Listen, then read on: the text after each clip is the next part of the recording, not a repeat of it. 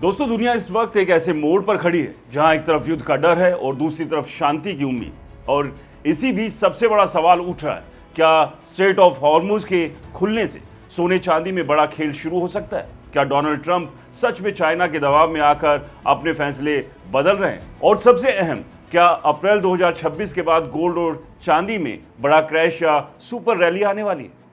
दरअसल पूरी कहानी की शुरुआत होती है उस समुद्री रास्ते से जिससे दुनिया का करीब 20% तेल गुजरता है, यानी हॉर्मुज, जहां कुछ हफ्ते से युद्ध जैसी स्थिति बनी हुई, जहाजों पर हमले हो रहे हैं, बीमा कंपनियां पीछे हट रही है और तेल की कीमतें $120 के आसपास पहुंच रही थी। लेकिन अब अचानक हालात बदल रहे हैं क्योंकि अमेरिका और ईरान के बीच शांति वार्ता की खबरें सामने आ रही हैं। इस सब के बीच एक बार फिर नापाक पाकिस्तान का एक डेलीगेशन ट्रंप का मैसेंजर बनकर तेहरान पहुंचा है और रिपोर्ट्स के मुताबिक ईरान अब जहाजों को रास्ता देने के लिए तैयार हो सकता है, जिससे सप्लाई का डर कम हुआ। और यही कारण है कि कच्चे तेल की कीमतें 16 अप्रैल को $95 के नीचे आ गई। और जैसे ही तेल गिरा, पूरी दुनिया के मार्केट में एक बड़ा सेंटीमेंट शिफ्ट देखने को मिला, क्योंकि जब तेल गिरता है तो महंगाई का दबाव कम होता है और जब महंगाई कम होती है तो सेंट्रल बैंक्स ब्याज दरें घटाने की सोचते हैं। और यही वो पॉइंट है जहां से सोने और चांदी का असली गेम शुरू होता है।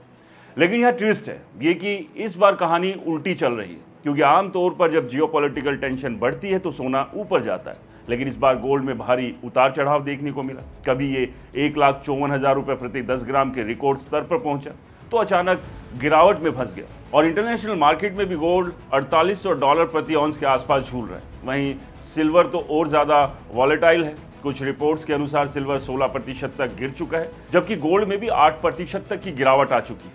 अब सवाल ये है कि ऐसा क्यों हो रहा है? इसका जवाब छुपा है 3 बड़े फैक्टर्स में। पहला, डॉलर की मजबूती, दूसरा, ब्याज दरों का डर और तीसरा, जियोपॉलिटिकल अनिश्चितता। क्योंकि जब अमेरिका में ब्याज दरें ऊंची रहती है तो निवेशक गोल्ड छोड़कर बॉन्ड और डॉलर में पैसा लगाते हैं, जिससे सोना दबाव में आ जाता है। और अभी फेडरल रिजर्व के संकेत यही बता रहे हैं कि अगर तेल की कीमतें फिर से बढ़ी तो रेट कट 2027 तक टल सकता है। यानी साफ है कि सोने की दिशा सिर्फ युद्ध या शांति से तय नहीं हो रही, बल्कि पूरी मैक्रो इकोनॉमिक तस्वीर इसे प्रभावित कर रही है। अब बात करते हैं ट्रंप और चीन की, क्योंकि यही इस कहानी का सबसे दिलचस्प और पॉलिटिकल एंगल है। ट्रंप ने दावा किया है कि उन्होंने हॉर्मुज को दुनिया और चीन के लिए खोल दिया और चीन अब ईरान को हथियार नहीं भेजेगा। इसका मतलब क्या? इसका मतलब यह कि अमेरिका एक साथ 2 फ्रंट पर गेम खेल रहा है। एक तरफ ईरान पर दबाव बना रहा है, दूसरी तरफ चीन को साथ लेकर सप्लाई चेन को स्थिर रखने की कोशिश कर रहा है। क्योंकि सच ये है कि चीन अपनी ऊर्जा जरूरतों के लिए हॉर्मुज पर बहुत निर्भर है और अगर ये रास्ता बंद होता है तो चीन की इकोनॉमी को बड़ा झटका लग सकता है। इसलिए ट्रंप का ये कदम सिर्फ जियोपॉलिटिकल नहीं बल्कि इकोनॉमिक स्ट्रेटेजी भी है। लेकिन यहाँ एक बड़ा रिस्क भी छुपा है, क्योंकि अभी भी हॉर्मुज पूरी तरह सुरक्षित नहीं है। अमेरिकी सेना ने हजारों सैनिक तैनात किए और ब्लॉकेड जारी है, यानी किसी भी वक्त हालात फिर से बिगड़ सकते हैं। और अगर ऐसा हुआ तो तेल फिर से $120 पार जा सकता है, जिससे महंगाई बढ़ेगी, ब्याज दरें ऊंची रहेंगी और सोने पर दबाव आ सकता है। लेकिन अगर शांति बनी रहती है तो उल्टा होगा, तेल सस्ता रहेगा, रेट कट की उम्मीद बढ़ेगी और गोल्ड फिर से रैली कर सकता है। अब अगर हम अप्रैल 2026 के भारत के रेट्स की बात करें तो MCX पर गोल्ड करीब 1,53,000 से 1,54,000 प्रति 10 ग्राम के आसपास ट्रेड कर रहा है, जबकि चांदी 2,40,000 से 2.5 लाख प्रति किलो के रेंज में है। और एक्सपर्ट्स की राय भी बटी हुई है।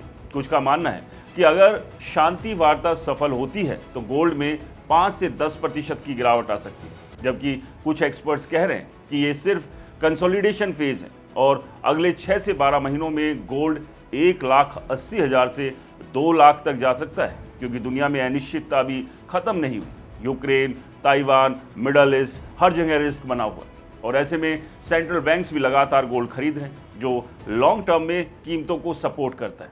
लेकिन शॉर्ट टर्म में ट्रेडर्स के लिए सबसे बड़ा ट्रिगर यही है कि हॉर्मुज में क्या होता है।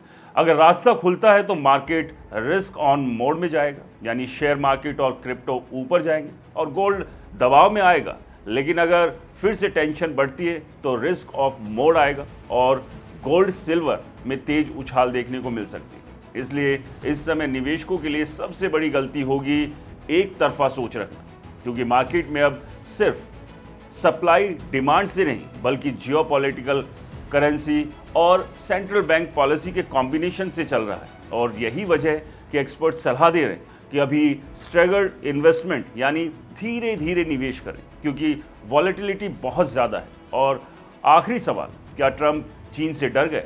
इसका जवाब इतना सीधा नहीं, बल्कि एक स्ट्रेटेजिक मूव है जहां अमेरिका, चीन और मिडल ईस्ट तीनों के हित एक ही पॉइंट पर मिल रहे हैं। हॉर्मुज खुला रहे, क्योंकि अगर ये बंद हुआ तो सिर्फ एक देश नहीं बल्कि पूरी दुनिया की इकोनॉमी हिल जाएगी। और यही वजह है कि आने वाले कुछ हफ्ते गोल्ड और सिल्वर के लिए डिसाइडिंग फेज साबित हो सकते हैं, या तो बड़ा ब्रेकआउट या फिर तेज गिरावट। और जो निवेशक इस गेम को समझ गया वही इस मौके को कैश कर पाएगा। दोस्तों, आपको क्या लगता है कि हॉर्मुज पर शांति जल्द लौटेगी और सोने और चांदी की स्थिति क्या बनेगी? क्या सोना 1,80,000 से 2 लाख पार जाएगा या फिर 1 लाख के नीचे गिरेगा? हमें कमेंट्स कर अपनी राय जरूर दें। वीडियो पसंद आया तो इसे लाइक करें, शेयर करें और हमारे चैनल को सब्सक्राइब फॉलो करना बिल्कुल ना भूलें। और हाँ दोस्तों, ये वीडियो एजुकेशन और नॉलेज पर्पज के लिए, यहाँ निवेश की सलाह बिल्कुल भी नहीं है। नमस्कार।